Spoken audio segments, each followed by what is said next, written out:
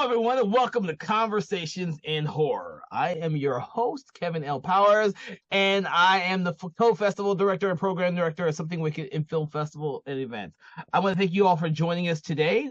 We are doing an amazing film today from the 80s, or at least some of us out there who grew up in the 80s and knew of this movie think of it as an amazing film, while as some of you probably have never heard of the film, much less think it is amazing. And to discuss this amazing film that I have not revealed the title to just yet is our special guests, Sarah Panazzo and Dave Watkins. Thank you so much for joining us today. Thanks for having us on. Yeah. And also, it's Night of the Comet. Before I was able to. All right, so everyone out there, this amazing film we're talking about today is Night of the Comet. It is a film that I grew up watching a billion times as a kid, and I'm pretty sure the movie tanked at the box office because it was on regular TV every day for God knows how long. It didn't tank, actually. No, Kevin, it made so much money. You know about that? This movie was on television every other day. You know, when movies tank in the box office in the 80s, they're always on television every day. No, the budget was $700,000 and it grossed $14.4 million. Oh, that's pretty good, actually. That's pretty good. Yeah. Especially it was a commercial success. The budget was ridiculous compared to what's on screen. You know, they got a lot on screen for that budget. They did. Yeah, well, it is an odd movie out there, but we're gonna get into that. So let's all jump in on the movie Night of the Comet, because I actually want to know when you all kind of watched this or experienced it for the first time. So, since it is a film from '84, I know some of you were really young, if you were even born. Sorry, Kevin. So Panazzo, let me know your little story when you first saw the movie. I watched it for the first time ever this past week, but I thought it was a lot of fun. It was very much Valley Girl meets the zombie apocalypse, which I never thought I needed, but this is an awesome movie. I loved the girl power aspect of it because these two sisters are just like ready to kick some ass. It's very unique for the time period too, to have like two female leads like that. Right, exactly. And I mean, like, Kelly Maroney went on to become like a official scream queen after this. Not that she did much screaming in this one, but the fact that they kind of influenced Buffy Summers and the creation of her character in Joss Whedon's show, that's kind of huge back for the 80s and 90s. Well, I was more of a fan of Catherine Mary Stewart because her being in the really underrated Night Flyers movie, but also mostly The Last Starfighter, which I may have seen probably a billion times as well from the 80s.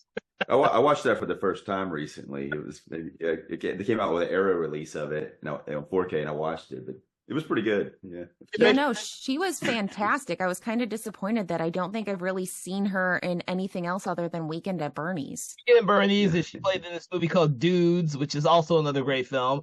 She had a very underrated presence in a lot of movies. And I don't think she gets nearly as much credit as she was due back then because she plays some strong female characters in these movies, especially in this one. Well, I think the first time I saw it, I saw it on TV.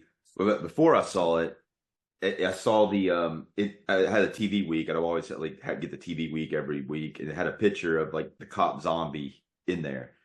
And I was like, oh, cool. I was thinking the cop zombie would be a bigger part of the movie, but at the same time, I think too, before I saw it, I think someone at school told me the whole plot before I saw it, which actually was kind of made it kind of interesting watching it anyway. But it was, I think, at the time I watched it, I think the weird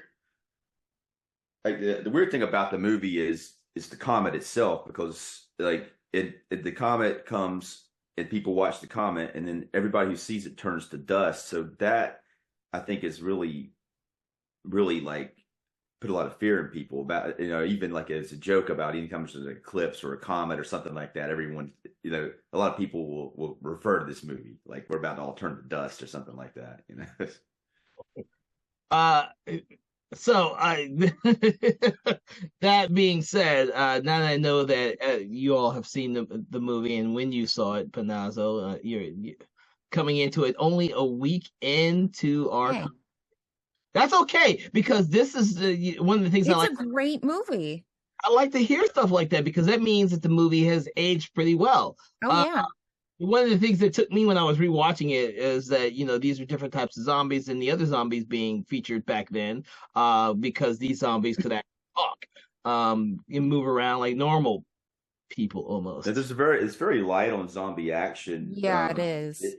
Because really there's the alley zombie at the near the beginning, and there's a Mhm. kid zombie later on, and then there's like the dream sequence that has the cop zombies in it, and then Yeah. other than that, it's like people who were kind of exposed to the comet partially start to kind of deteriorate and become Yeah, they're zombies. like in that transition sequence where they're like ghouls, so they can like still talk and interact with people, but they're not quite there yet. Right. Um, I mean, there's some weird like logic like yes. stuff here that doesn't make sense if you think about it too much. But so apparently if you're in something metal, you don't get infected. Like she was inside the main character, she's inside the theater inside of this back room that was made all of steel, and that's why she's not infected. And her sister happens, which is very unlikely, like two sisters, she happens to be in a storage shed. She slept the night in a storage shed, so she's fine. Because kids did that in the 80s. They just ran away Yeah. from home and slept in a storage shed. Right, yeah. Hey, they also slap their mother or their stepmother and get punched in the face by their stepmother. I think that was like I saw that scene and I started dying. I was like, this movie's going to be fantastic. Yeah. Well, I was like, when I was watching it again this time, I really liked the vibe to begin with, the 80s vibe, and all the video game playing. It's kind of Oh, yeah. like the Last Starfighter. Like she's in that movie, and then she's playing this video game at the beginning of it, and she's like making hilarious expressions while she's playing it. Yeah, I kept expecting it to come back later in the movie that she was going to end up doing something like the game. Yeah, yeah. But then they go into the whole backstory of their dad teaching them how to like shoot guns, and they've got the whole training sequence of them just blowing up a car. And Sam's like, see, this is the problem with these things. Daddy would have gotten us Uzis. And I was just like, that's not something a Valley Girl says. This is fantastic. Yeah. Yeah. I would hate to see how a modern day filmmaker would approach the same subject Oh matter. my gosh. Well, it's funny, We'll the be doing director it all on Instagram. for that sequence, the director said like what was happening. They were shooting the guns, and the guns were like kept jamming, and that was why they added that ad lib line in there about her dad. Like I think the actress just ad libbed that line. That's fantastic.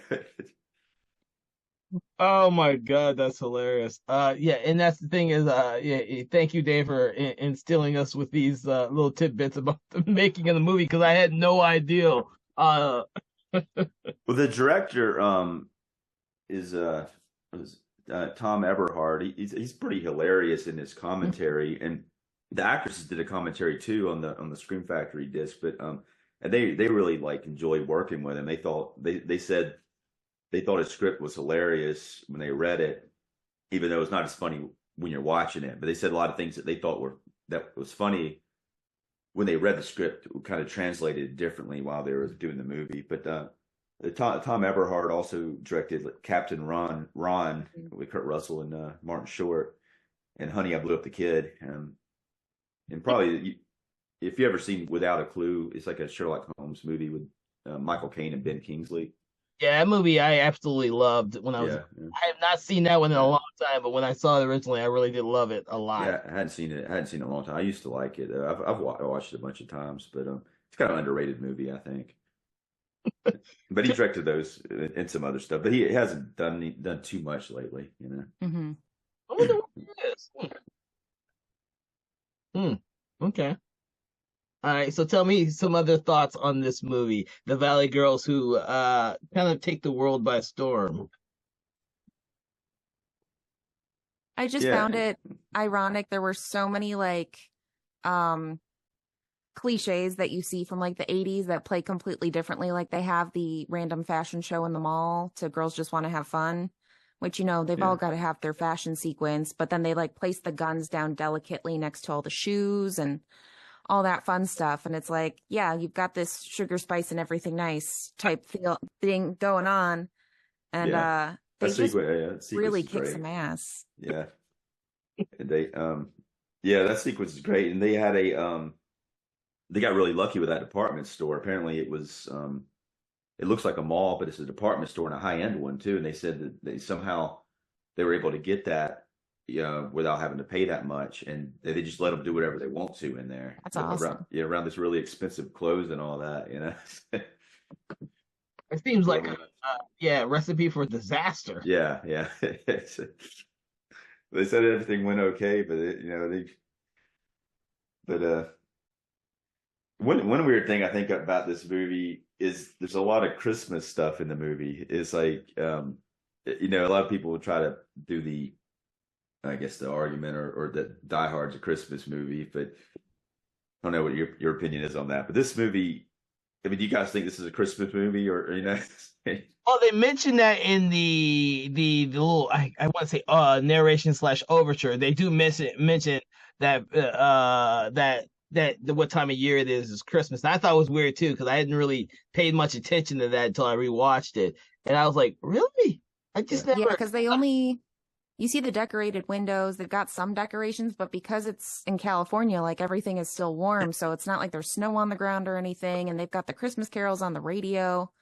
It doesn't feel very Christmassy ever. It doesn't. But you see a lot of Christmas decorations throughout it, and there's a point later on, and when the guy shows up in a Santa Claus suit, it's.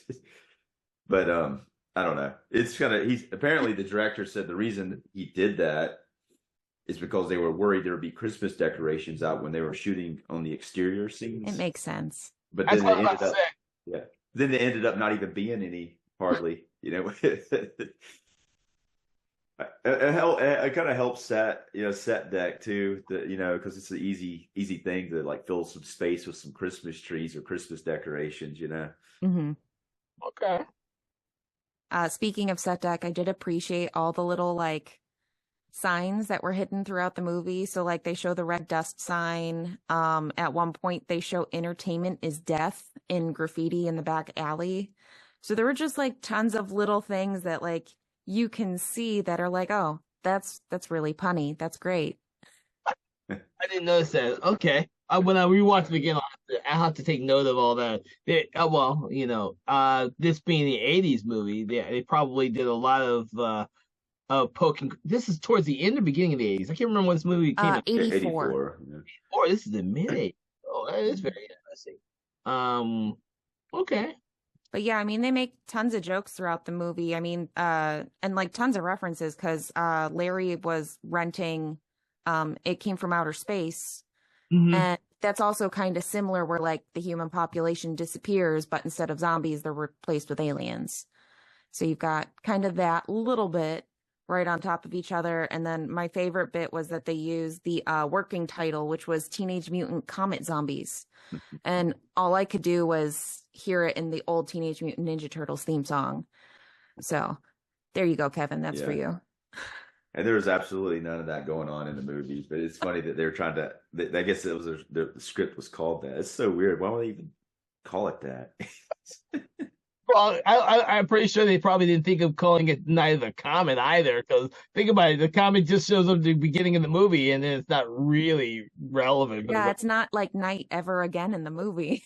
It's not relevant.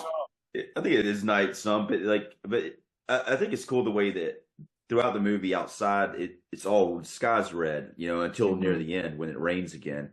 But it looks really, really cool, and they got a lot of cool exterior shots of the city looking like it's dead. It's like look like there's nothing going on there. Yeah, something you couldn't get anymore in this day and age. Yeah.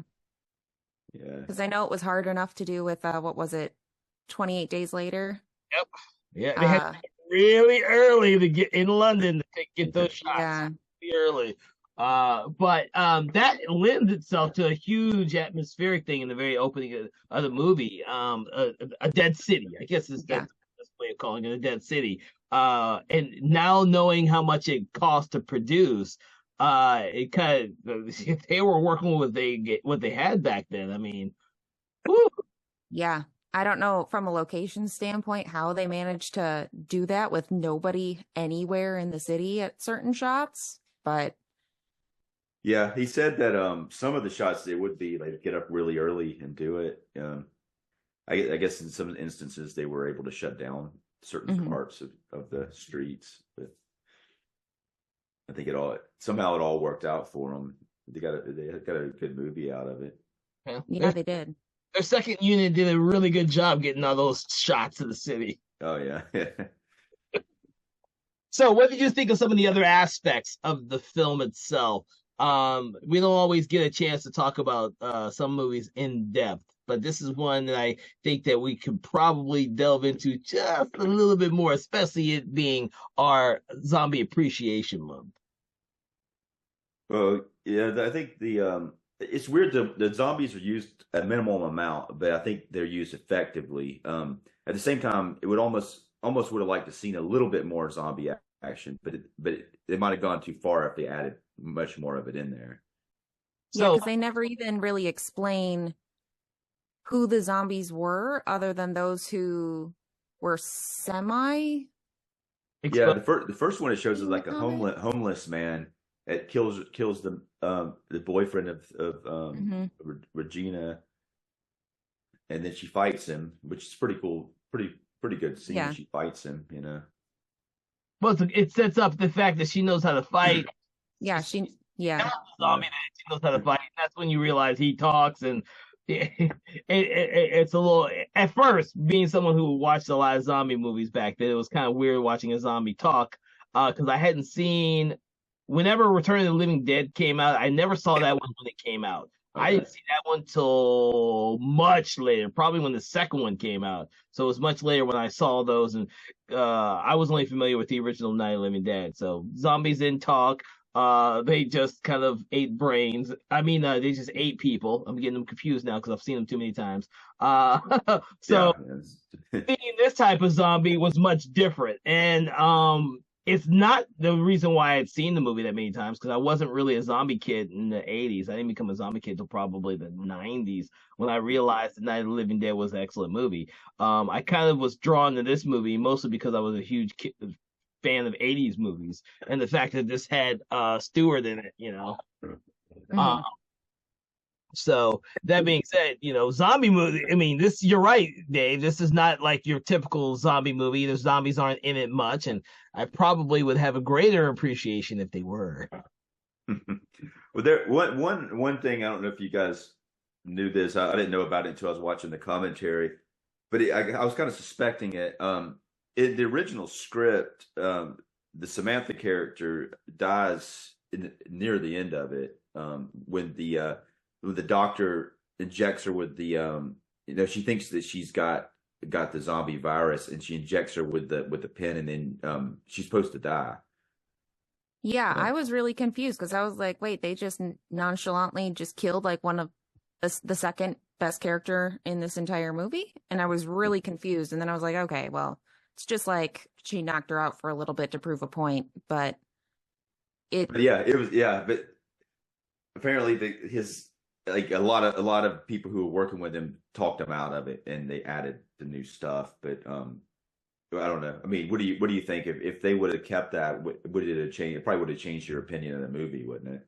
It would have. It would have definitely changed the tone yeah, of the movie. It would have been a different. Yeah, people. I don't think audiences would have been as receptive to the movie because mhm.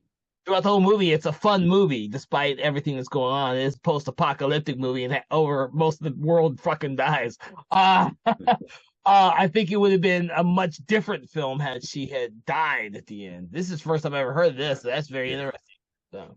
Yeah, and it's something similar like in the movie Night of the Creeps, they actually do kill off the second lead in that one in the middle of it, but it still works. But I think this movie, I don't think it would have worked had they done that. I think it would have left people with kind of a bad taste in their mouth, you know? Yeah, because it's such a like fun, like almost family movie comedy. Like I feel like anybody could have really watched this. It wasn't like too graphic or anything like that. Right. But yeah, it definitely would have changed the entire tone of the movie had they killed her. Yeah, yeah. Well, the zombies aren't nearly as disgusting as they are in Night of the Creeps, and they don't have as many little space slugs slithering everywhere. So I think they could. I think this one was a much safer film than that one was. Yeah, and I think that's the thing about this film. Even though there's a lot of it doesn't make sense if it doesn't hold up if you think about it too much, but it is a lot of fun, and that's Hmm. all that really matters. It moves and it's fun, and you know, And I like to make a comment thinking about it because I watched the trailer for the first time. I'd never seen the trailer for the actual movie, and the zombie aspects are all played down. It's more or less Valley Girls in a post-apocalyptic world where everyone's dead except for them, and all they want to do is have fun. That is the trailer for this movie. you're right. Just Nothing about. else is really in the trailer.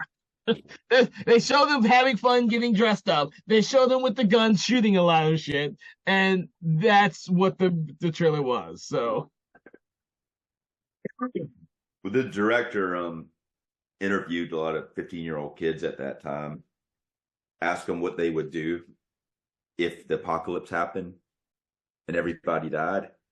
And he said for the most part they said that sort of stuff, and then they showed little remorse of of who wouldn't be there.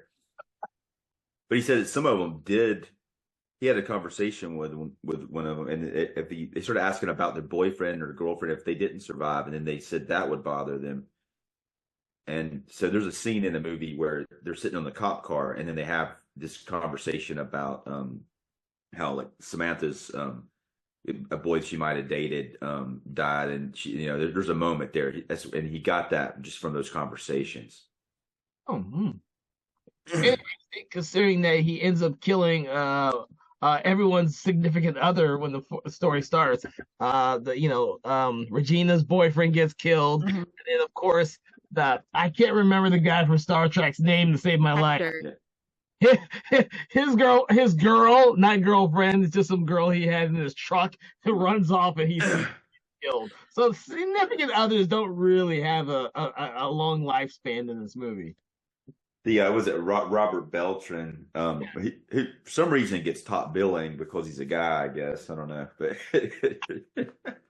they're like we can't like say that these actresses are going to get top billing, but I mean he's in it a pretty good bit, but he's definitely the third main character. Yeah. But he does a pretty good job. It was interesting when the director hired him. He watched the movie Eating Raoul. Did you ever see that? Yeah. It actually has another actress in this movie too. She's what's her name? I think Mary something.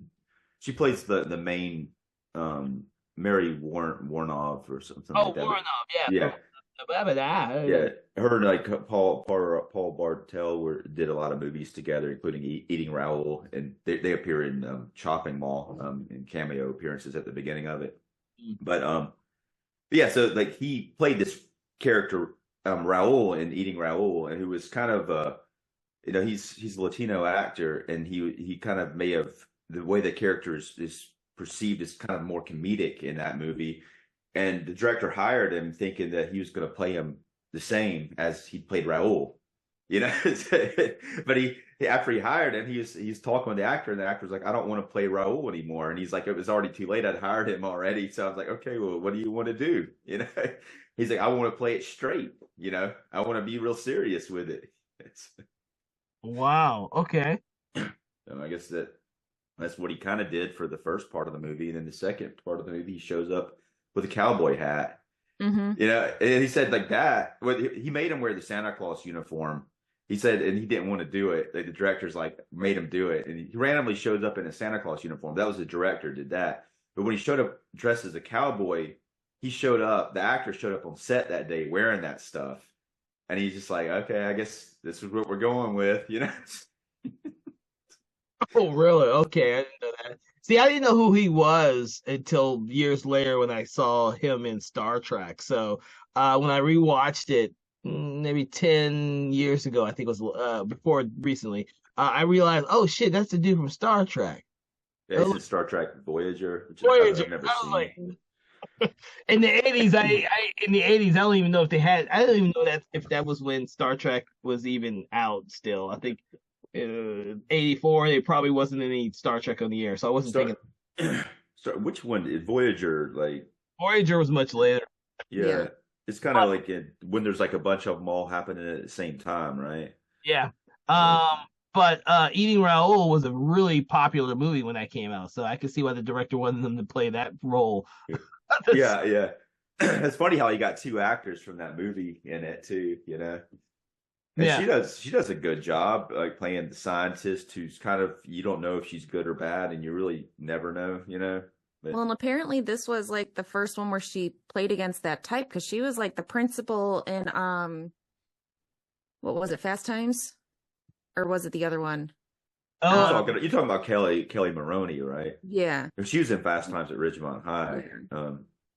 I Yeah. almost didn't know what you were talking about because I've only seen that movie once.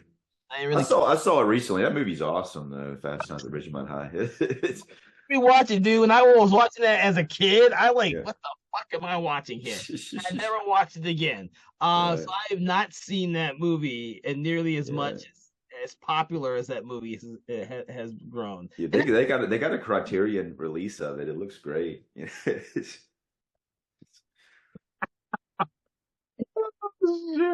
Oh, well, see, there you go, everyone. Fast Times at Ridgemont High must be worth putting on Criterion Collection.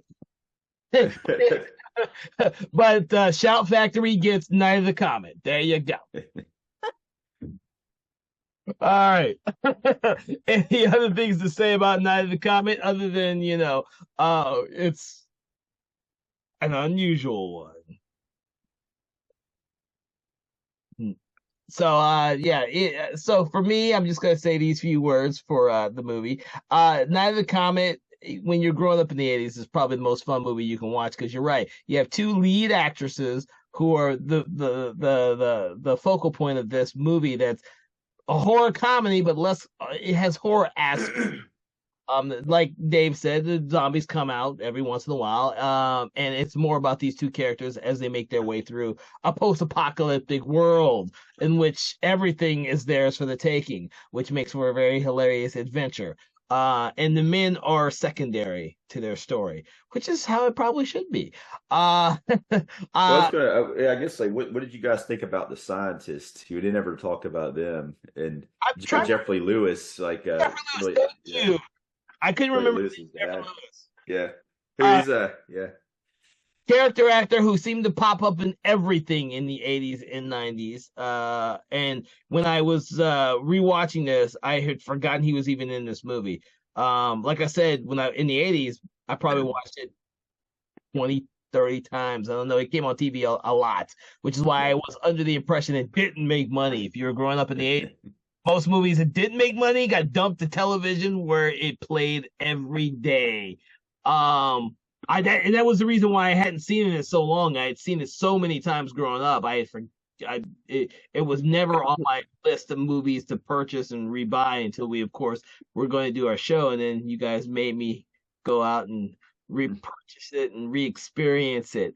Which I'm glad. And I'm glad, Panazzo, you got to experience the movie because I think there are a lot of people who get the impression that this movie is just a Valley Girl zombie movie, and they just don't give it two thoughts. It's some movie from the 80s about two Valley girls who have fun during the post-apocalypse, and there's some zombies, and it's been forgotten. I'm hoping that your kind words about the movie will help people to go out there and search for it. I mean, I did see that somebody was working on a remake through Orion. And so they've just been in like the development process of trying to get it finalized before they can actually start working on it. Oh, wow. That sounds really crazy, actually. Yeah, like I was like, maybe if they base it in the 90s instead of like super modern day, it could be another like fun throwback film. But like, I don't really think I would like to see a remake of this. Right. I think there's definitely a ton of a time capsule thing going on with it. Yeah. I think obviously you do a remake, you're gonna have more zombies. You're gonna see the people when they see the comet. You're gonna see them turn to sand or disintegrate. Yeah. You know, it's kind of cool the way it doesn't show it. It's like you see it, and then they come out the next day, and there's clothes and sand all over the place. You know, but you're definitely gonna show them turn. Well, One thing it reminded me of like later on Independence Day, like where it's a similar situation where everybody comes out to see the alien ship and then it comes down and blows them all up, you know. Mm-hmm.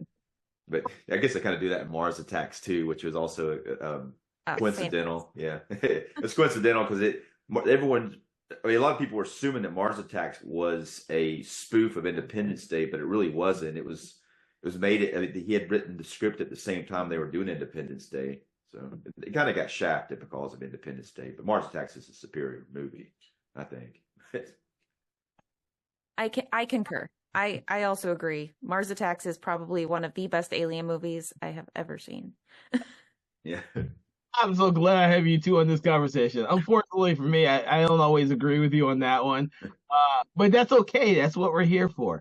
And if we get around to it, maybe that would be a good one to put on our conversation because there are some horror elements in that movie. And of course, it is written or directed by one of our favorite directors, Tim Burton. So maybe we can squeeze that one in here a little bit. Alien Month. It'll be great. Yeah. Alien Month. That's a good one. Alien Month. There might be an Alien Month. Yeah. I mean, it's not for like 4th of July. Yeah. I wonder what alien would have to be intergalactic alien month, you know. Intergalactic. I'm so glad that my guests on the show are coming up with great future month appreciations. There's an Alien Day. It's April 26th. Yes, like 2 days. 2 days from now. We missed that. We're gonna miss that one. Think about this earlier, guys. Yeah. Earlier, so maybe we can do it next year if we remember. April Alien Month. No one knows about that shit. It don't matter when you put out. You can like say it is Alien Month, and nobody's gonna know the difference. You know. It was kind of like this month in Zombie Appreciation Month. I don't. Yeah. I found that from, but it sounded cool when I found it. Right, yeah. No one's going to question it, even if it's not true, you know? Appreciation, who's appreciating zombies? Zombie Month. I don't know. But we're doing it here on our show. That being said, are there any other final words about Night of the Comet from either of you two? I'm looking in my notes to see if I have anything of interest here. No, I guess we may have covered most of it, but I think it's a fun movie, and I don't know about seeing a remake of it, but it might be good. But I don't know how they could. I think it's the time period that it was shot in, and the fact that I mean, I really love it that it is a low budget movie, and they did it for such a small budget, and they did so much with the movie, and that it holds up still, you know. And I think it helps that it doesn't have a lot of special effects in it, you know, because it some of them may at this point look more dated, but I don't know. I think it's a fun movie. I'd recommend it for sure.